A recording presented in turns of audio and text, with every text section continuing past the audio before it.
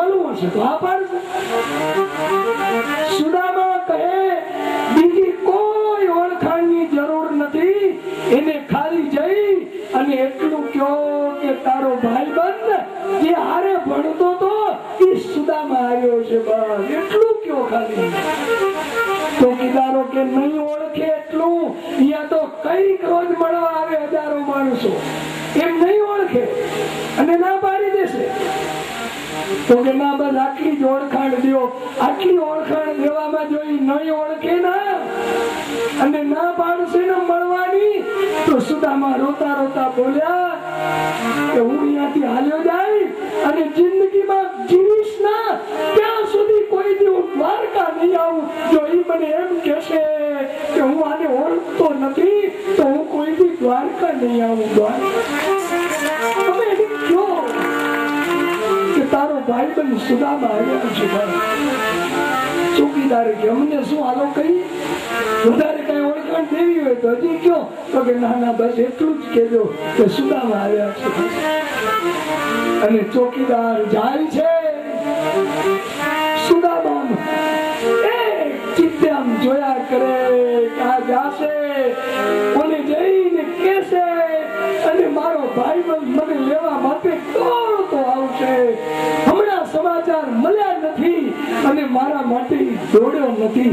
એ ચિત્તે આમ સામાન જોયા કરે, આંખનું મટકું નથી મારતા અને દરવાજે જોયા કરે. અને આ તો આમ 52 પગથિયાની સીડી ચડી ચોકીદાર ગયો. ભગવાન હિંચકા ઉપર હિંચકતા હતા. 8 પટરાણીઓ એને ઘેરી વળેલી કઈક વાતચીત કરતા હતા. જઈને ભગવાનની છડી પુકારી, સોને કી છડી રૂપે કી મદાર જરિયન કા વાદા ગલે में माला चरण में निपुर तेज में कंदोरो कानों में कुंडो माथे. અને મળવા માંગે છે એને આવવા દેવો. બ્રાહ્મણ આવ્યો છે એવી વાત કરી ત્યાં તો ગોકુળિયું યાદ આવી ગયું કે મારો મધુમંગલ આવ્યો હશે. પણ વળી એમ થયું કે ના ના ના ઈ તો ન હોય, કારણ કે મથુરા હું કેટલો ટાઈમ રહ્યો, ગોકુળ થી મથુરા નજીક હતું તોય કોઈ દી ના આવ્યો. ઈ દ્વારકા ક્યાં પહોંચે ઈ તો નહીં હોય. એટલે ભગવાને પૂછ્યું કઈ નામ બતાવ્યું અને ચોકીદારે કહ્યું હા મહારાજ એમ કે છે કે હું હારે ભણતો તો અને મારું નામ સુદામા. ત્યાં નામ સાંભળ્યું ત્યાં તો ભગવાન ચૂલા ઉપરથી એકદમ ઉભા થઈ ગયા. મોજડી પહેરવાનું ભાન રહ્યું નહીં, ઉપરનું ઉપવસ્ત્ર નીચે પડી ગયું અને ઉગાડા શરીરે કળકળતી ટોચ મૂકી મારો સુદામો આવ્યો, મારો ભાઈબંધ આવ્યો, મારો બાપ આવ્યો એમ કરી 4 પગથિયા મળ્યા ઉતરવા. અને અહીંયાથી જોયું સુદામાએ આવ્યો મારો ભાઈબંધ, મારો ઠાકુર આવ્યો. અહીંયાથી સુદામા દોડ્યા, ભાઈબંધ ધીરે હાલ ભાઈ, મરી જાય ધીરે હાલ ધીરે હાલ. અહીંયાથી સુદામા, અહીંયાથી ભગવાન ભેટી પડ્યા બંને જણા અને કેટલી વાર ઉડેલી પડ્યા, કેટલી વાર ભાઈબંધી નિભાવી છે, ભાઈબંધી નિભાવી. એના મરે સુનંદા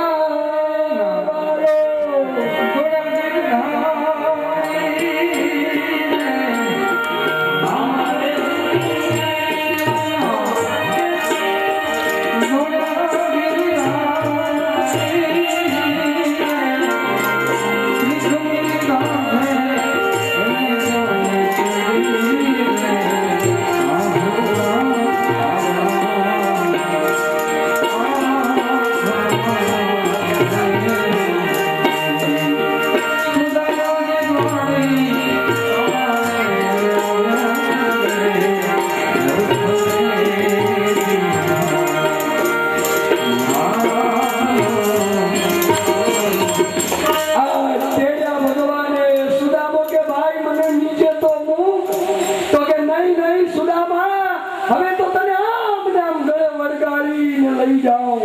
પગથિયા મળ્યા ચડવા, સુદામાને આમ છાતીએ લગાવ્યા. જો સુદામાની નજર પછવાડે. ઓલા ચોકીદારો હતા ને, એ તો હાથ જોડ્યો. હવે તમારા જેવા ચોકીદાર અપમાન કરે તોય શું, માન દે તોય શું. એક વસ્તુ ચોક્કસ માનજો, આ દુનિયાનું માન ઈ પણ 2 કોડીનું છે અને દુનિયાનું અપમાન પણ 2 કોડીનું છે. આપણું સન્માન આપણો ભગવાન કરે એવું ઈચ્છજો, એવું જીવન જીવજો. દુનિયા આજ સાલ ઓઢાડશે, કાલ ગાળું દેશે, આજ હાર પહેરાવશે, કાલે હરાવવાની કોશિશ પણ કરશે. ઈશ્વરને ભજો, ઈશ્વરને ભજો.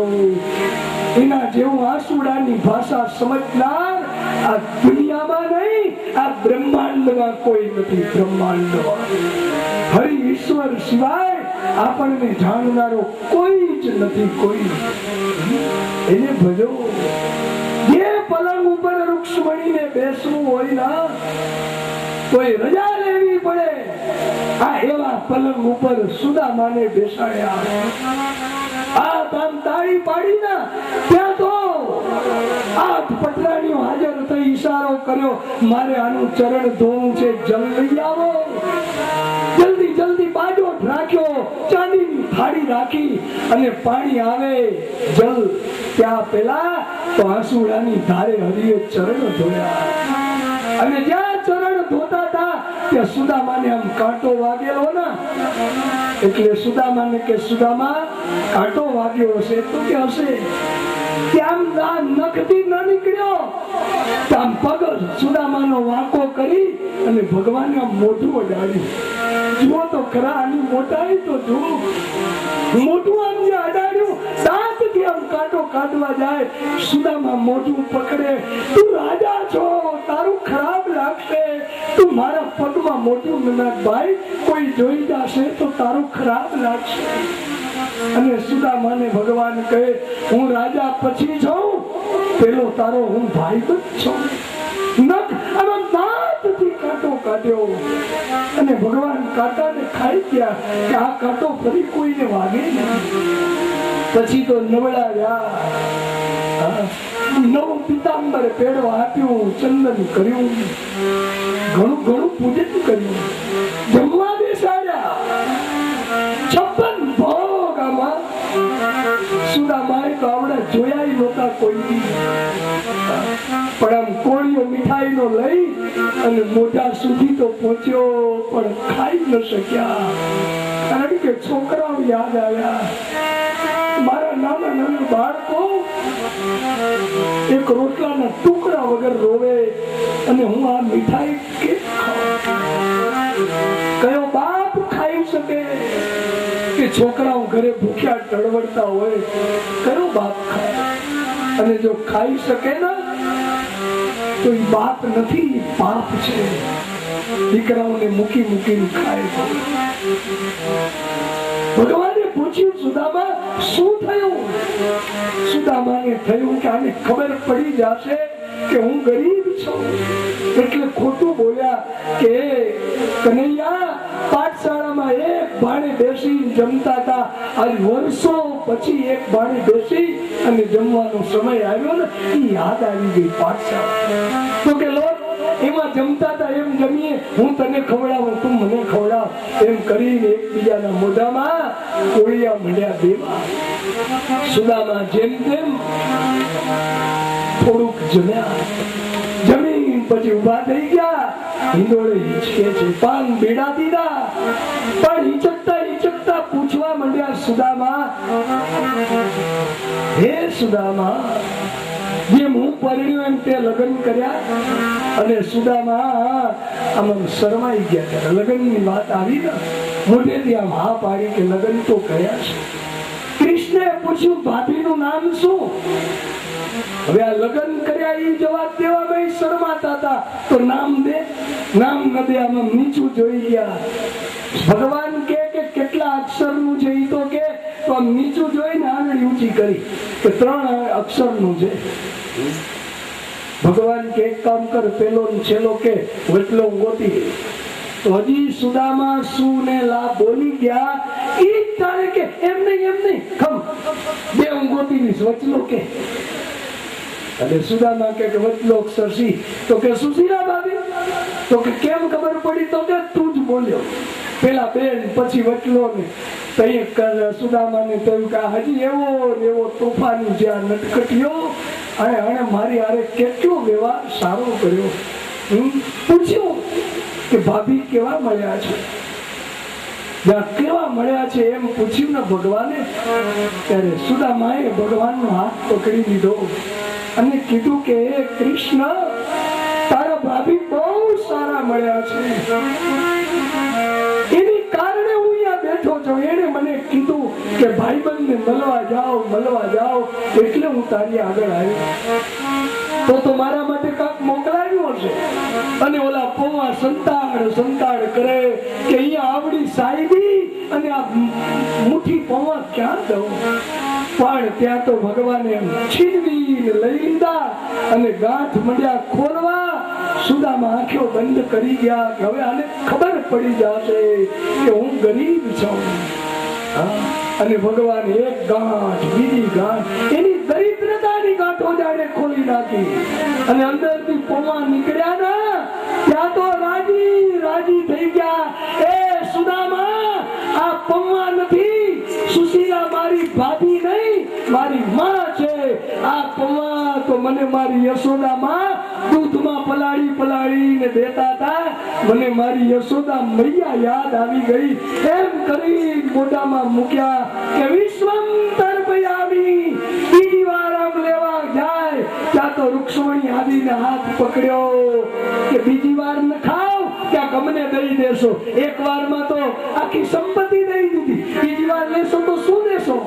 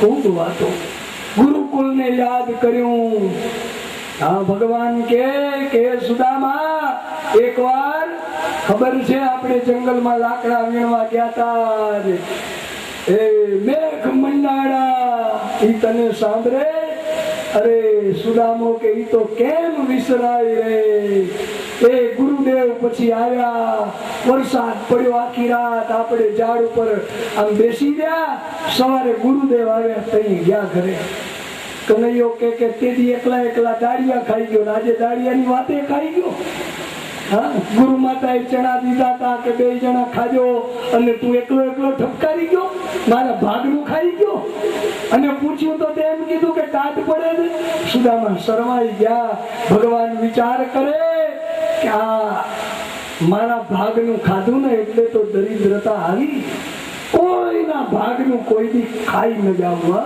નકર ગરીબાઈ ભોગવવી પડશે કોઈના ભાગનું ન લેવું જેના ભાગનું હોય ને એને પહોંચતું કરવું આજ સુદામા રોકાણા નવું પિતાંબર મળ્યું છે પહેરવા પણ સુદામાએ કાંઈ માંગ્યું નથી અને ભગવાને આટલું દીધું છતાં કાંઈ કીધું નથી સુદામાએ હા માંગ્યું તો એક વસ્તુ માંગી કઈ વિદા માંગી વિપ્રે માંગ્યું તો વિદાય માંગી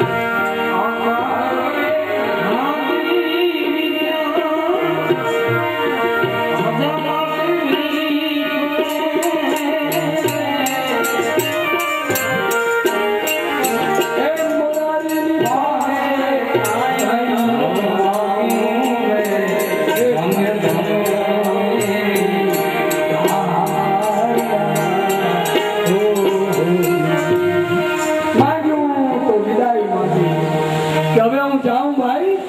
વિદાય માંગી સિવાય કાંઈ ન માંગ્યું. અને ભગવાન કે ભલે જાવું હોય તો જાઓ. કે સુદામાને એમ કે મને રોકાવાનું કેશે 2-4 દિવસ, પણ ભગવાને રોક્યા નહીં. એનું એક કારણ હતું કે સુશીલાને સંપત્તિ મળી પણ વ્રત લઈ લીધું, મારા ધણીનું મોઢું ન જો ત્યાં સુધી પાણી નહીં પીવું, એટલે નથી રોકતા. અને જ્યાં સુદામા નીકળ્યા ને, સુદામાને એમ કે દરવાજે પહોંચી જાય ને તો અહીંયા રોકાવાનું કેશે. પણ જેવા દરવાજે ગયા એટલે કે સુદામાને એમ કે હવે મને રોકશે. તો ભગવાને આખું બીજું જ કીધું. ભગવાન કે આ પીતાંબર પહેર્યું છે એ તારું છે, ઉતાર. અને સુદામાને કહ્યું અરે રે મને એમ કે આ તો ઉદાર પણ આ જરા લોભીઓ છે મનમાં, બ્રાહ્મણને પહેરાવેલું પીતાંબર ઉતરાવે.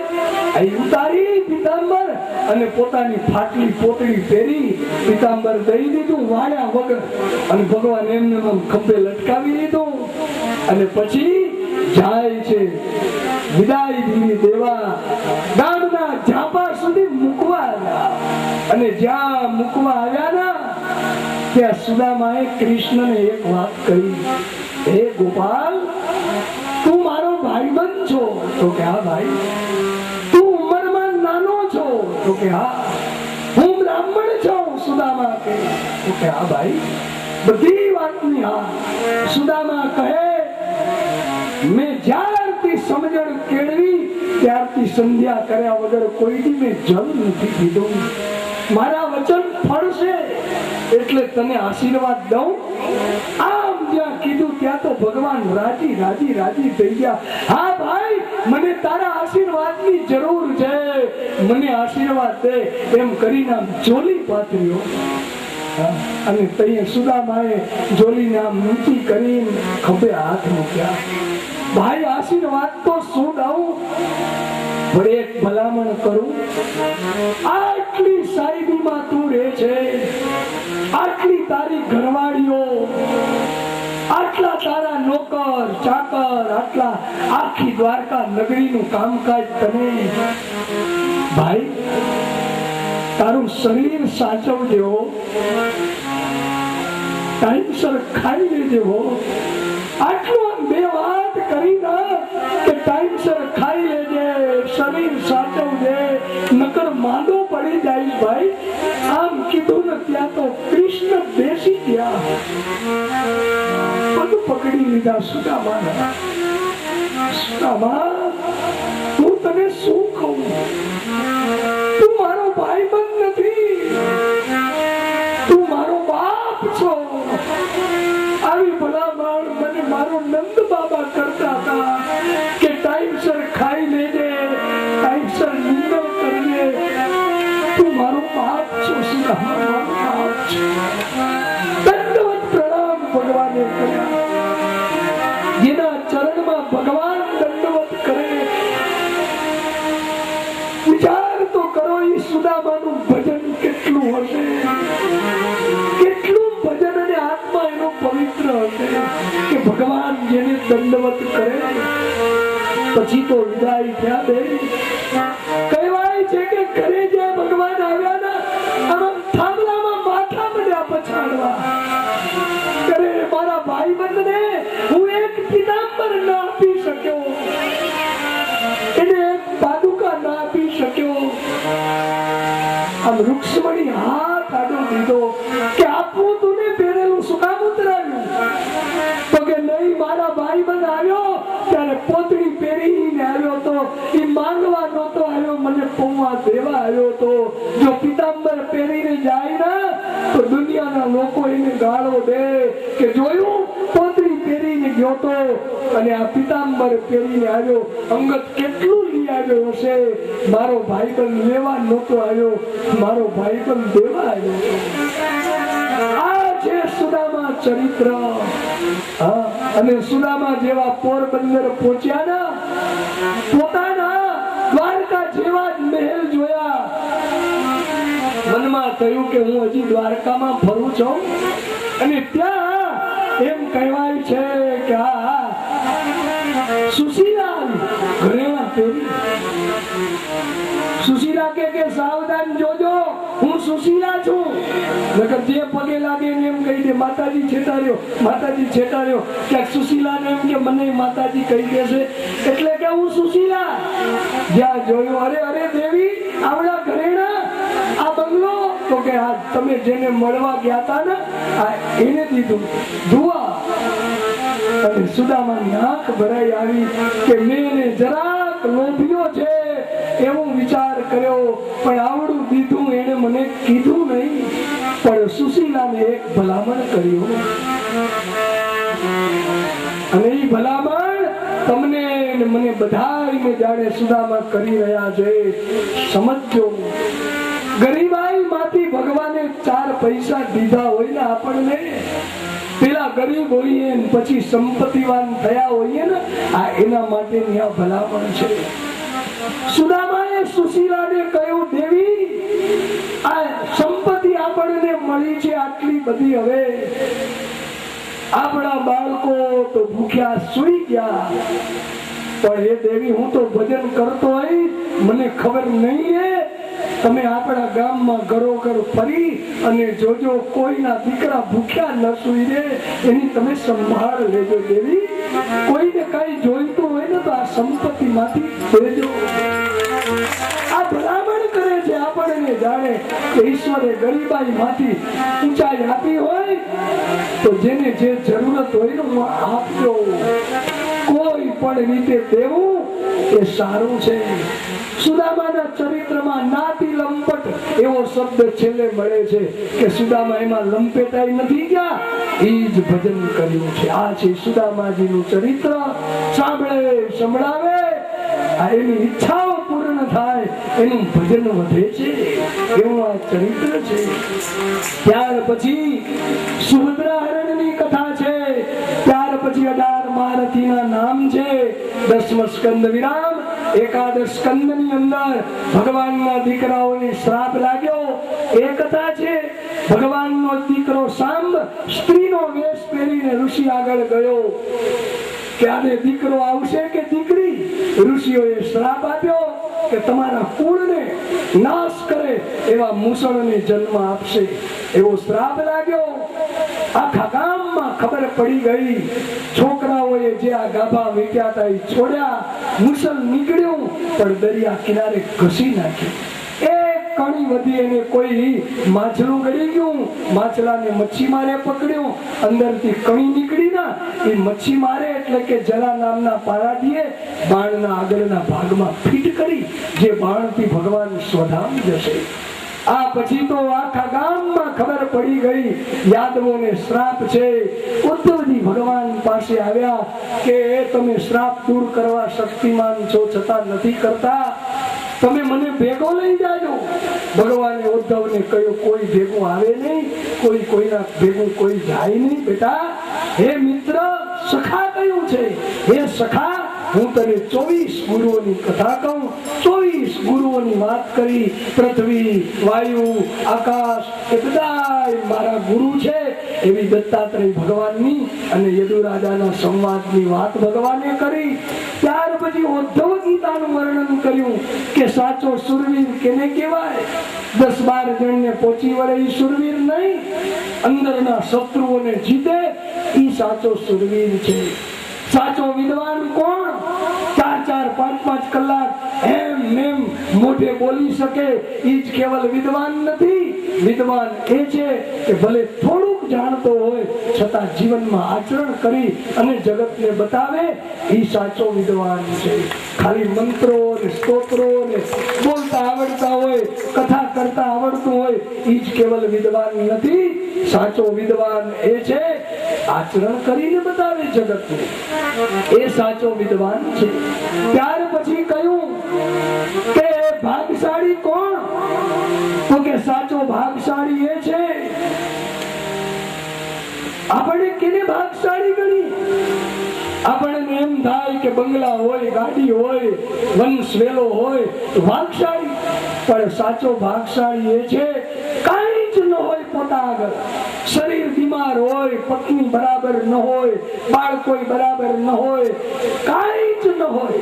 કાલ સાંજના શું ખાશું એની ચિંતા હોય, અને છતાં ઈશ્વરનું ભજન કરી શકતો હોય, છતાં માળા કરી શકતો હોય, મુસ્લિમ હોય તો નમાજ અદા કરી શકતો હોય, ઈસાઈ હોય તો એના ધર્મસ્થાનમાં જઈ શકતો હોય, કાંઈ જ ન હોય છતાં પોતાનું ભજન થઈ શકે, એ ભાગશાળી છે. અને અભાગ્યો કોણ? બધું હોય અને છતાં ભગવાન માટે એક મિનિટ ન નીકળે, આ એ અભાગ્યો છે. ભગવાને ઉદ્ધવ ગીતાનું આખું વર્ણન કર્યું. અંતે બધાએ સોમનાથની બાજુમાં વેરાવળ ગયા. ત્યાં કને મદિરા પીધી યાદવોએ અંદર લડી આખો વંશ નાશ પામ્યો છે. અને અંતે ભગવાન પણ સ્વધામ જાય છે. આ કથા એકાદશ સ્કંદની, પછી 12મા સ્કંદની અંદર કલિયુગનું વર્ણન છે કે કલિયુગમાં કેવી સ્ત્રીઓ થશે, કલિયુગમાં કેવા સંબંધો થશે. કલિયુગમાં લખ્યું છે કે સગી બેન હશે એ અબોલા કરીને બેઠી હશે, અને માનેલી બેનું બહુ હશે. આ મારી માનેલી છે, આ મારી ધર્મની બેન છે, આ મારી આ બેન છે, અને એમાં સંબંધો દુર્ગંધ મારતા છે. સંબંધો પવિત્ર નહીં હોય, કેવાના કહેવાના છે કે આ મારી ધર્મની બેન છે, બાકી સંબંધો દુર્ગંધ મારતા હશે. આ કલિયુગ